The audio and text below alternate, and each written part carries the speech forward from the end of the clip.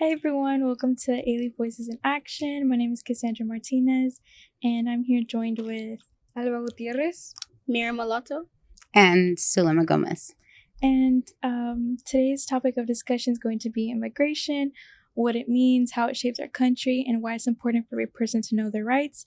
But before we begin, Alba, can you explain what we've learned in our internship and how it's impacted this conversation? All right. So, being a part of the civic engagement program, I have been able to plan and organize different events with my college mentor and my coworkers here.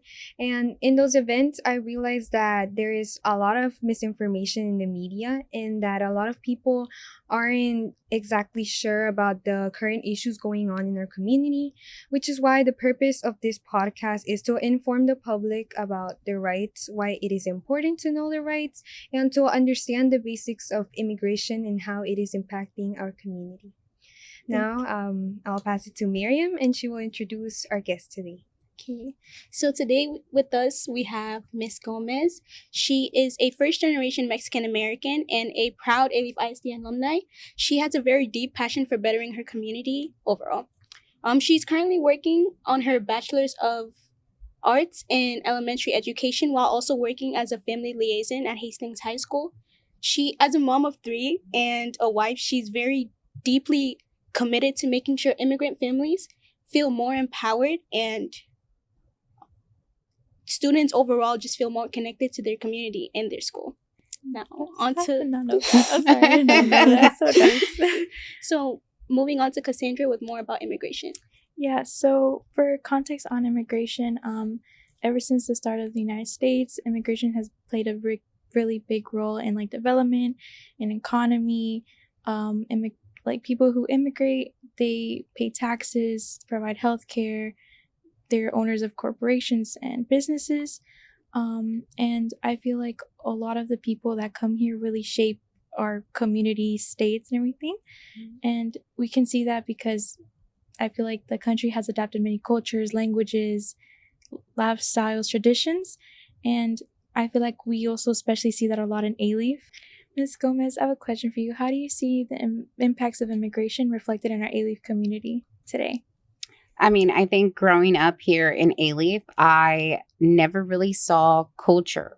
You knew about it because of everything going on, but I never saw color. It was just, we were Alief and that was it. So I know I see it in the hardworking individuals we have in our community and all those parents and families that come to the family center and they're wanting to better themselves, not only so that they can make an impact on their child, but also on their community, leaving their mark.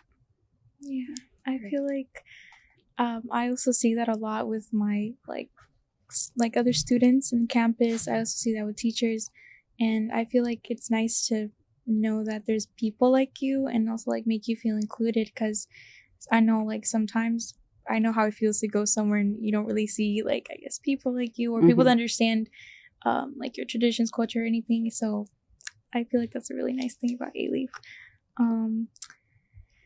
Alba? Yeah.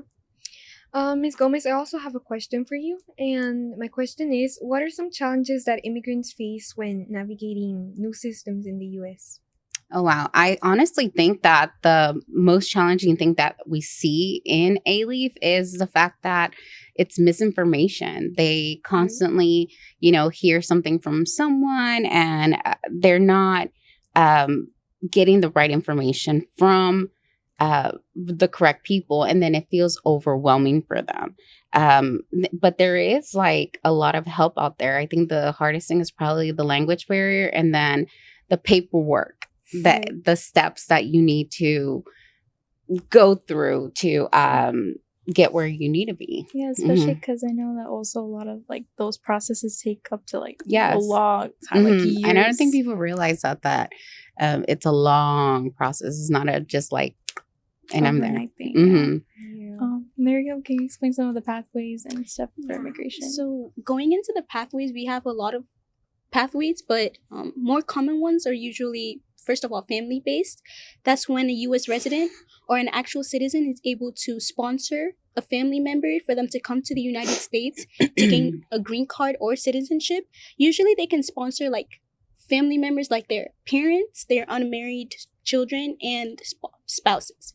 The second one would be employment based. This is more in tune with the skills of the foreign worker. This is when the employer can actually demonstrate that there was no one currently in the US that has skills like for the specific job needed. And this process is like usually very lengthy because it requires the worker to go through a very long labor certification process. And then the last one we have is an asylum. That's when the said immigrant is already in the US or at the port of entry. And this is when they're here because they're like feel like they're in danger. Like they have fear of persecution for their religion, beliefs, political standpoints, and they're already usually here just working towards getting that citizenship to be in the country. How can immigrants navigate the process of creating a life in the United States? I think it starts with connections. I really do think that knowing the right people and just finding a community. And I think Alief is one of those great ones that we can all come in here and just kind of blend. It's like our little home away from home. Maybe going through schools, through churches, your community, just asking questions and asking the right people for those questions, or asking the people those questions, right? Attending workshops. Alief always has wonderful workshops for all of our community, and creating, just focusing that creating a life here is like something that doesn't happen overnight. It's something that we all just have to work through. Yeah, I have a question. What kind of workshops are provided for migrants? Well, currently we have Families in Action, which is like our huge thing that has really, it went from being a class to now being a workshop, which I feel like has been really, really successful.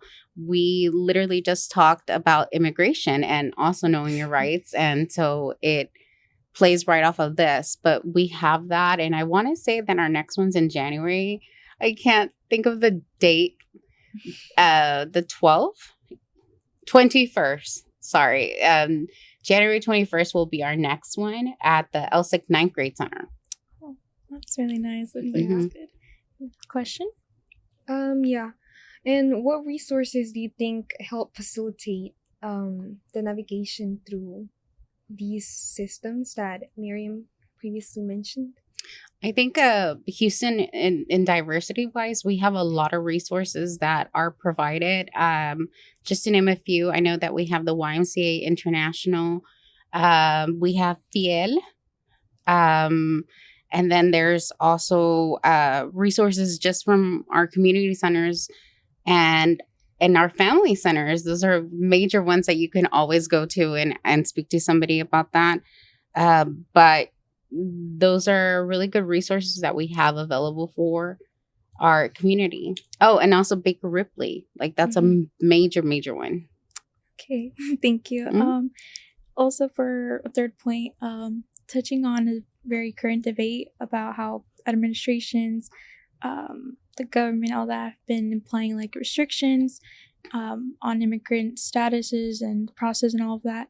I wanted to ask you how you think that those policies and changes are affecting our community, like in Precinct 4 Alief. Well, from a family liaison standpoint, I see it in the attendance of our parents. We can also see it in our students. I mean, obviously, you guys can see around your own classroom and see who's missing. Those policies have changed a lot of things in our community, but I think it's up to us to be there. Be there for our neighbors and, spread the right information versus scaring someone and stuff like that. Obviously, Alief is here to try to educate you as much as possible. And I feel like knowledge is power. So the more you know, the more that you're going to be able to actually know what to say to that person, right? Yeah, now that you said that, I think I was going to mention that it's also really important for our fourth point. It's really important for people to know their rights, whether it's because it's important in case they get into a situation, a conflict, they know how to handle it. They know what rights they have and whether they're going to be violated or not. It's Mhm. always important, like whether you're a non-citizen or a citizen, it's always important to know. And um, I feel like not a lot of people know, kind of like how Alva said earlier, there's a lot of misinformation. So I wanted to say, like, is there any resources, again, that you think people can look to and like to find correct information? I think they can check in on there's obviously a lot of resources out there. Baker Ripley again. That's one of those credible sources that can really give you all the correct information. And not only that, but they also offer immigration lawyers and attorneys and stuff like that. I know the YMCA International, just the top of my head, those are the main ones that can deal with that. And I'm sure there's so many other communities out there, but also knowing you're building a connection with those communities, you can, within your own community, find help. Yeah, thank you. And Miriam? So going over rights that apply to both documented and undocumented individuals, in the event that you are stopped, just don't run, don't argue. Even though you feel like your rights are being violated, it's better to just comply. You have the right to not open the door without a warrant signed by a judge. You have the right to not sign documents without legal counseling present, and you have the right to not agree to a search. I have a question. Yeah. It's regarding language barriers. What advice would you give adults that, or just anyone in general coming to this country that are trying to learn English? To reach out again to your community, especially our family liaisons. We have wonderful family liaisons here at Alief, and each school has a liaison that offers free classes. We also have after school or after like late night classes, but those fill up really, really quick. And obviously there is also HCAD, Harris County Adult Education, that they also provide other resources for English, but always learn. I think that specifically speaking from the Hispanic point of view, when we get here or when our parents get here, they feel comfortable because there's always really somebody who can speak Spanish. Where I've noticed that other communities, when they come here, they are forced to it. And culture plays a huge role in our language. You know, language is culture. So surround yourself by those you want to be. Yeah, I feel like I would have been really happy. Like when my parents came to this country, they didn't really have like those connections that you say, like they had to like learn English on their own and everything. And I feel like as hard as it is, like it would have made it so much easier for them to like be would have a community again, feel part of something. And I feel like until now that I'm like in Alief, I feel like they've, especially my mom, I feel like they've been more involved in things, and like they're like, oh, like they have this program, they teach English, they do this, or can you find out this? And I feel like that's such a comforting and like consoling thing to know that you can always rely on something or someone or a community to really be there for you. Yeah, I know you and I talked about how your mom actually told you about the family center. And I was like, oh, cool. She's been here. And I was like, well, where's she at now? You know, have her come back. Yeah, like my mom, she's learned English like through work and everything, to, like with people that she's met and everything, and they've also taught her. And that's mostly why she doesn't feel like she needs to feel like she has like a good basis on it, like good enough. But yeah. Alba, to conclude our conversation. Okay, so all in all, immigration is foundational to our country, and there are multiple approaches that someone can take to safely come. And it is important for citizens and non-citizens to know their rights, as it ensures their safety and it allows them to act calmly during stressful situations. Mary? And sorry. I was saying, and always remember that there is connections and always people there that you can rely on and find real credibility. Yes. So, a huge thank you to our guest, Miss Gomez, for Thank coming you guys here for having me. Of course, thank you. and discussing immigration. And a huge thank you to our listeners, because it's very important for us to sit down and have conversations like this that just better our community overall, and to also think about the minorities and how they're being affected. Yeah, I feel like Yes. also in this generation, a lot of people might not Yeah. see its importance, but Very it'll always be a time where it might be important just to know. So, yes, thank you Thank everyone you. for Thank you. watching and listening.